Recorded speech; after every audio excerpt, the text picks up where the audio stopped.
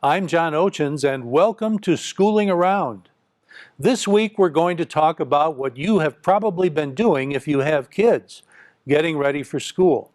We know that the teachers have been already preparing their classrooms and making sure that all the electronics are in working order. What you may not know has to do with some of the other departments that also have to be ready to go when the kids come through the doors. Join us as we go from the cafeteria to the academy. We'll be right back. Everywhere you turn in Oxford is a new opportunity for fun. From the sandy beaches of Stony Lake and Scrifter to the many different sporting events and other recreational activities held at Seymour Lake Park. For those who like long walks, you can find yourself exploring the Pollyant Trail throughout Oxford's more scenic areas. And if it's seclusion you like, look no farther than Oakwood Lake Park. So bring your family or friends out to see one of our beautiful parks today. When you think about food service in our schools, things have become a lot more complex than before. Due to ever-changing regulations, it's a lot more complicated than pizza and hot dogs. We caught up with Karen Bissett, Nutrition Services Director for Oxford Schools. Yes, we're doing the kickoff for our staff, so that they will be prepared for opening day, that with any new guidelines that have come in place. One, for an example, is our Smarter Snacks, that previously known as competitive foods. They have made many changes of what we can sell. It has to be a whole grain, a fruit, or a vegetable for snacks. Is this a government program? Yes, it is USDA, federally funded school program that we have limits on what our beverages, what we can sell now in the high school and middle school. Middle school is basically waters and milks and 100% juice. Our high school can have 20-ounce items, but they have to be under a certain calorie amount. So the students coming back will see like Gatorade G2s in the 20-ounce. They'll see the Powerade in a 20-ounce, but it's the lighter version instead of a regular Gatorade, and that is due to the sodium. We have been asking USDA for flexibility on 4 items that we see are a struggle to meet the new guidelines, with making everything 100% whole grains. Because of our dietary guidelines, they recommend 50% of our grains be whole. Now the USDA wants our students to have 100% whole grains. And some of the things, the acceptability, like for an example that we've struggled here is with bagels. So those are some things that we've asked for flexibility. The other is for the sodium. When they get the sodium level in 16 to where they want it to be, that will be the same as a renal diet. And you know, when you take sodium out and you take the fat out, it doesn't leave a lot for flavor, and we're concerned, what are they going to be adding in to get that flavor? Right. What are the additives? Have they been flexible in the past? Or we were able to get some flexibility on some of the grains a year ago, but this year they want everything to be 100% whole grain. Do they even let diet soda in, or is that not allowed? Diet soda, that is one of the whole loopholes, that if we wanted, we could bring back diet soda. That's not a path that we really want to go down. You know, we've had soda out of the school districts for a long time. We prefer not to go back. Do you arrest many kids for smuggling in Pepsi or Coke? No, we're not here to police. The district is too large to do that. Another thing that has changed this school year, that the USDA was the fundraisers. Always before, the USDA did the guidelines for just the school nutrition program, but now it is throughout the school day. That is 30 minutes after the last bell, or like from midnight till 30 minutes after the last bell of the school day. That the state of Michigan chose to pick 0 fundraisers. So there is no longer the bagel sales or any fundraisers with food. You can have, like if they had the pizza kits or those type of things, or the cookie doughs that would be consumed after at home, they can sell that. But anything consumed at school is no longer available. We cannot do it, it's against the law. Wow. So would the Girl Scouts be able to sell cookies in here? Not during the day. They could take orders, but they couldn't deliver during the day or, sell during the day for kids to eat them. So everything you consume. serve in the cafeteria has to meet these guidelines. We have to meet- I bet it's been a real challenge to come up with a menu. It has been very challenging with all the nutritionals, and that they have, we always had minimums and maximums, but now we have, we'd have to meet so many grains, so many proteins. Now we have to have within the range of the calories. So it has been difficult in trying to get things that students like. It's difficult when if they're not used to that at home, and then to come and have 100% whole grain and different things. Students are very savvy, and they know what they would really like. Boy, where are some of the places that you've researched for menus just to come up with to satisfy the requirements? We have, we network with a lot of other directors throughout the country. We have what our students like, and then we have figured all the nutritionals, the calories, and we tweak our recipes to make sure that it falls within those guidelines. So we've worked with it. We've added in seasonings, like maybe the no salt seasonings, the flavorings to give it more flavor. We received word last week from the Department of Education that they were able to submit 2 names of 2 districts from the state of Michigan to the USDA that has excelled with the new guidelines, have done well on their administrative reviews, and we were very excited to learn that Oxford Community Schools is one of the 2 that was recommended onto the USDA. So hopefully we'll have a good chance to be able to go to Washington for the celebration of what we're doing here at Oxford. In order for kids to be in school, they have to get there. In a moment, we'll visit Oxford Transportation, where they're ready to roll.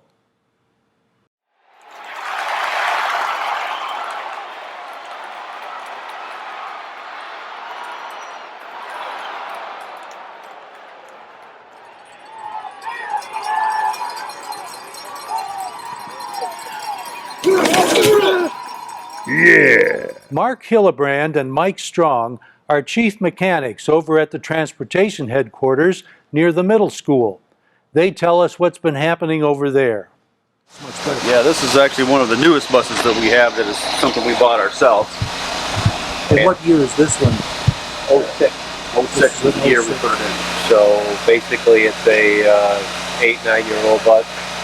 That's the last time we bought new buses. Like I was trying to say, I think what's happening here, which is different, which is probably noteworthy, is the amount of used buses that we've bought over the last year. And when you buy a used bus, do you buy it from another school district, or where do they get them from? Correct. Another school district, we bought from several different districts. I think that's one thing to note. I mean, basically I kind of did the math, if you want dazzling figures and stuff. A brand new fleet, if we bought all brand new fleet, would be about $4 million. And if you advertise that over 12 years, you're looking at like $350,000, $380,000 a year. We're getting to a fleet that's probably, if it were all used, it's going to be a $250,000 fleet. Amortized over 5 years is only $80,000. So there's a big savings, just in running the used buses, and we have real good reliability and 98% inspection rate for the last 2 years. Yeah, we have a good inspection rate. Yeah. So what's the average lifespan of a school bus? in these roads in Michigan, yeah, you're starting to push things at 15 years. Yeah, 14, 15 years. You're starting to push it. It depends on where it lived its life at. If it lived its life on city roads and they had a good bus wash, and they keep, because corrosion's pretty much the answer. I mean, they basically wear out via structure. How many buses does Oxford have altogether? 53 right now. 53. You say right now, are they planning on growing that? Or? Well, the fleet changes with, if we pick up used buses or not. But that's pretty much what the lot will hold currently right now. So we don't that's have pretty parking much for much it. more. It pretty much won't grow from there, actually. We keep it as big as we can. We have a few spares that way, and with the older buses, having a couple spares that can be used at any time. Well, you need spares for Keeps field it going. Yeah, field trips and that. Now, what's the standard procedure, if you will, during the summertime with you guys in the buses? Is there kind of a checklist you go through with each one just to make sure everything is up to snuff? That checklist that you're talking about would be an ongoing year-round thing. Yeah. There's in the summertime does differ from the normal school year a little bit as we get into some longer-term projects. A project where you might tie the bus up for a day or even maybe a few days. Perhaps a engine replacement or a trans repair or something like And a lot of that. body work. And Right. body work typically can take. Paint and body work is a big part of our summer. We can down the bus and the driver doesn't need it in 4 hours to go back out. So we can get into long-term full body replacements, as far as panels replacements and paint. And it takes a couple days to get that stuff done with paint and primer and Can you give us an idea of how many fenders you fixed or how many lights you've replaced? Well, we pretty much go through the whole fleet through the summer, and some may take more than others. You get an older bus that may take 3 or 4 days to get it up to where you'd like it to be, so your rust and corrosion issues aren't going to haunt you in the middle of the school year when you need it. And some of them are, you've done them the year before, and they only need a few hours worth of, paint a few things up, make things look nicer, and just get the general look of the bus back up to as nice as you can get it. If you could put a special request out there to the kids who ride the bus as far as maybe how to take care of certain things or what not to do or what to do when they're in your bus, what would you tell them? You're touching on some hallowed ground there. I would have to candidly say, stop cutting the seats up and burning the seats up and ripping stuff apart. It's probably the biggest. Just being, respectful of the bus. I mean, we do see a lot of vandalism that costs us hundreds and hundreds of dollars a year to repair what's probably just vicious stuff that could be avoided. I mean, we have wear outs, but a lot of the stuff, they're just poking holes and cutting holes. And It kind of sounds like you've dealt with a lot of that over the summer, and ongoing you probably do. Correct. It's Probably in the neighborhood of going to do 50 seat bottoms if you like numbers. Probably probably a in couple that of dozen, 3 dozen seat backs that get cut up that need to be repaired. and they're ongoing through the year. You'll have to do a few seat backs or cushions per week for the most part when things first get going, and it calms down after a while. They catch a few of the kids that have caused the problems, and kind of word goes around that they're checking, looking for them, and then it calms down a while. But around the holidays and stuff, they all get excited again, and next thing you know, we got more seats to cut. Over at Early Childhood Ed, they've had one of their best summers ever and are gearing up for an even better fall. Pat Mueller tells us more. Wonderfully. We had a first time, only time special grant to provide preschool and kindergarten readiness program. We had 50 students, kids went on field trips, we had Dan the Creature Man came. Children had an extremely recreational and educational summer. It was fabulous. So that was better than you thought it would be? It was way better than we thought it would be. Okay, very good. Well, the fall is creeping up on us. Oh Here my we are, goodness, is it not? Almost the end of August before we know it. Yes. Tell me, what's on the horizon? What's coming up? Well, we have some exciting news in our preschool. We're able to provide preschool programs using the Great Start Readiness Program through the state of Michigan in each of the elementary schools.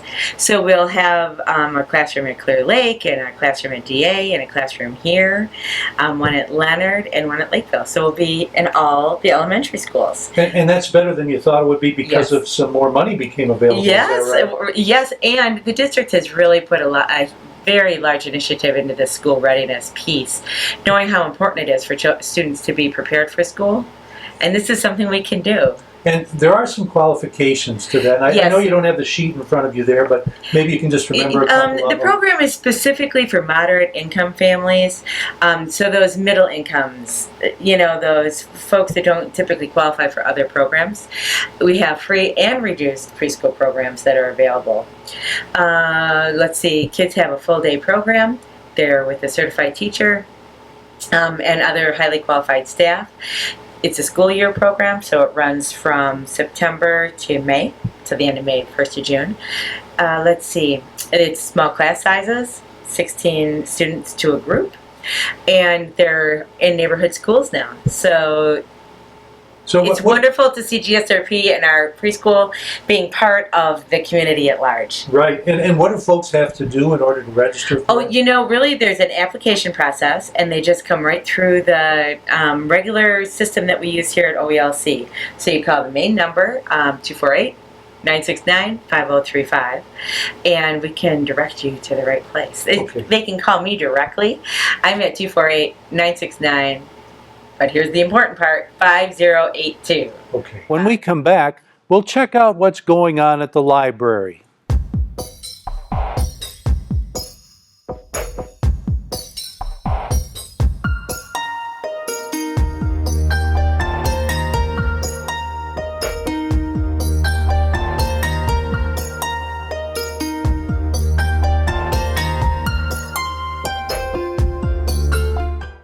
Kim Buren is head of youth services at the Oxford Public Library. They've had a very successful summer reading program, topped off by a generous donation for some improvements. Kim fills us in. Hi there. Well, we had a wonderful summer reading program this year. We had a record 720 children register for the program. That's up quite a lot from previous years, and they did a tremendous job with their reading this summer. We have a board over here that celebrates their successes. We have a list of our children who completed the program, and at Oxford Public Library we keep track of how many days the children read. So every day that they read at least 20 minutes, they put a sticker on their sticker chart. And so this year the kids all together read 12,537 days, which was wonderful. When they read their books and read for the days of reading, every 5 days of reading, they earn a reading coin, and then they save their reading coins and can spend them in our little bookstore that we create just for the summer. And that is a transformation of our Storytime room. And we have books that are mostly donated books that patrons donate, children's books, and the children can use their coins and buy books that they get to keep. And you sold quite a few books, didn't you? We did sell a lot of books. We sold 1,050 books this summer from our summer reading bookstore. So a lot of reading translated into a lot of coins, and children went home with a lot of books to keep and enjoy over and over at home. So all those little minds are revved up and raring to go for the school year. Yes, that is our goal for our summer reading program, is to keep the kids engaged, keep them from having what they call summer slip with their reading level. We want to work with the schools and help them push forward with the kids reading and not slip back. And I think we've done a wonderful job with that this summer. The kids and families of Oxford are very, very, very much into reading, and we have the proof here to show how wonderful a job they did this summer. That's great, and I think you've got something else to brag about over here, something new and improved, right? Yes, Why don't we we sure go do. ahead and walk over there, and I'll just follow you, Okay. and you can show us what it's all about. We'll try not to step on And anyone then on your our little way. toes, yes. In the fall, we had a donation given to the library, generous donation given to the children's and teen departments. And for our portion of the donation, we chose to do two things with it. The first, as you can see right here, is our play and learn zone. And we were able to invest in new educational toys for children to play with while at the library. In the past, we did have a little play area here, but the toys were kind of worn, and they were just sort of a mishmash of things that people had nicely donated to us, but they were kind of past their prime, and we really wanted to make this a destination for kids and families that they wanted to come to the library to play, not just, oh, we're here at the library, oh, and there's a few toys, we'll just sit and play here for a couple minutes. We wanted to integrate it and make it a destination so that children, parents could come, play together, and learn and really touch on so many of those pre-reading skills that children can only learn from play. And it looks like you've got some things that the kids have to work at. It looks like this young lady's building something. Yes, this is a farm puzzle, and it's got a different picture on every side, so you have to figure out which picture you want to work on and then find the correct side and then put the puzzle together. So it's pretty complex. And these guys over here are putting together a skeleton puzzle so they can learn the different bones in the body, and as well as figuring out where they all belong. That's a very popular toy that we have going on here. And what was this along the wall here you were telling me? Yes, this is the other part of what we used our donation for. It's kind of narrow in here, but we have all of these bins, and this is our literacy and special needs collection. And our goal with this collection is to really, again, work toward early literacy. We've heard so much about that recently in the news, how important early literacy is, 0 to 5, and so we really try to invest in things that will really help parents work with their kids and make early learning fun. And we also felt that the special needs population is a population that is often not necessarily overlooked, but not focused on directly in libraries a lot of times, and we wanted to offer them some tools and resources that they could check out, take home, and help with their specific needs. And by special needs, give us a couple of examples. Autism, or if dyslexia. Some children have difficulty with speech, social skills, anger management, all kinds of things like that. We have different toys. It's mostly toys and games that people can check out, take home, and use at home to help the different skills. Every box has a card on it that tells what it is, what's included in the box, and then it also tells which skills this particular item targets. So you can go through and every single one has the skills. So if your child is having problems with their gross motor skills, then you can look and find the different boxes that would help with gross motor skills. Right in this section we have our story boxes, and these have been very popular with the preschool teachers and parents of preschoolers. These are boxes that have a storybook in them, as well as puppets and props that go with the story, so that children can act out the story with the puppets and kind of be interactive with the story, not just sitting and listening to the story. So they can actually check those out and take them home? Absolutely. They check them out for 3 weeks, and they've been very, very popular. And we also put some of our donation into this new parenting section. It's a parent-teacher section, and that also has parenting resources and resources for teachers. So, The International Academy is getting into full swing. Our Chinese students have been arriving during the past couple of weeks. We checked in with Chun Chun Tang, one of the directors of that program, to find out how it's going. Yes, our first group of students arrived late on Sunday night, and we are welcoming them at our high school as we speak to orient them into our building and our community. And, I saw them breaking into groups and familiarizing themselves with their surroundings. As I understand it, this group of kids, this is their first time here. You're absolutely correct. We received 21 students today, and for all of them, it's their first time in the United States. What's going through their minds when they come through this? Well, actually, from the feedback we've had, they're very excited to be here. They're very excited by the novelties and also being acclimated into the school building. For example, today we paired them with our student leaders to meet them in a small group setting and mingle with them just on a peer-to-peer basis. and they are having a blast already. What, before they leave home, what kind of briefing are they being given?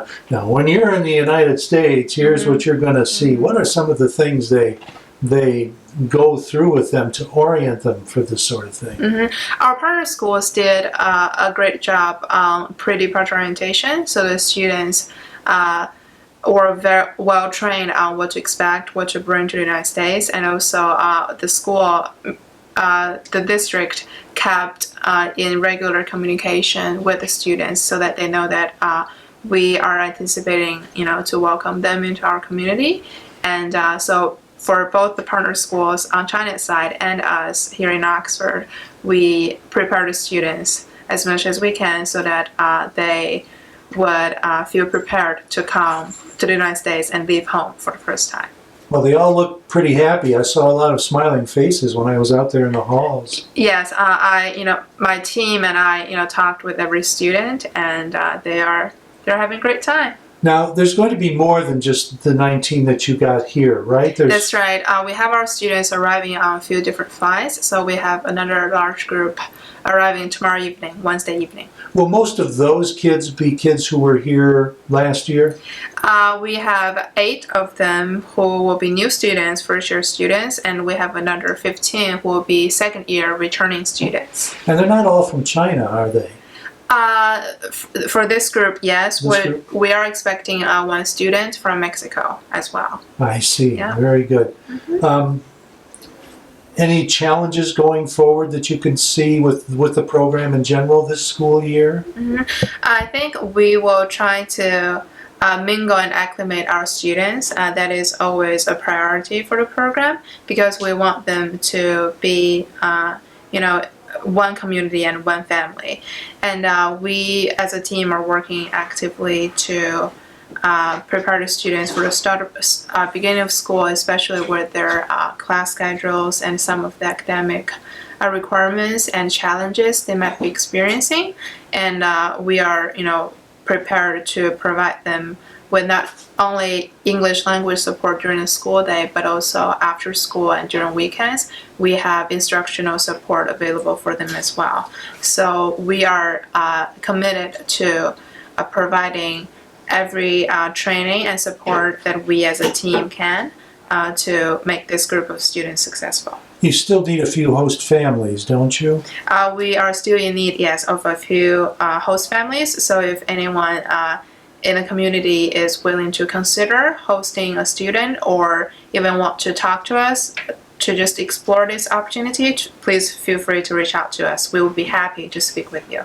Okay, very good. Now, eventually the district plans on having an actual building, an international academy building for housing students, don't they? What's going on with that? What kind of time frame are they thinking of for that?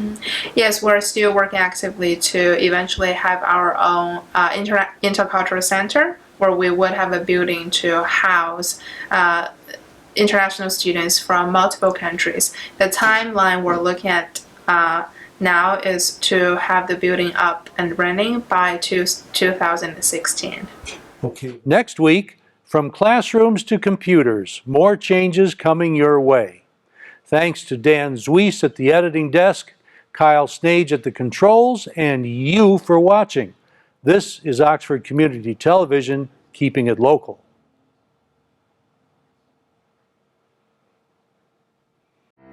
Hi, I'm John Oetjens.